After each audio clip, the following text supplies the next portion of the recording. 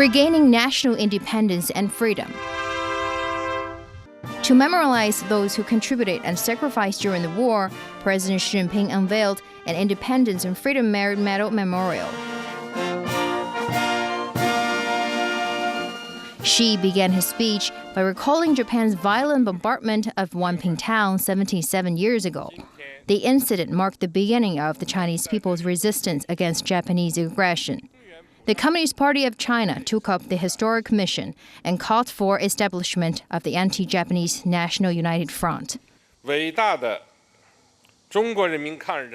Chinese people's resistance against Japanese aggression opened up a major battlefield in the East during the world's war against fascism. It made great historic contributions to Chinese national independence, Chinese people's liberation, as well as world peace. The 8-year war cost more than 35 million Chinese lives, both soldiers and civilians. Xi Jinping highly praised the efforts made by all Chinese people in the fight against the Japanese fascist invaders. He shared a story of a woman in Beijing whose husband and 5 sons all died in the battlefield. However, President Xi said there are still people in the world today that deny this part of history, ignoring the deaths of millions of people. 历史就是历史。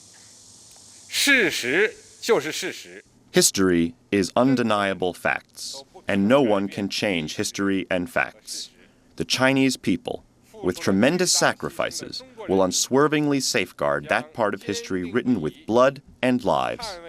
Chinese people, together with people from other countries, will never accept any denial, distortion, or beautification of that part of history.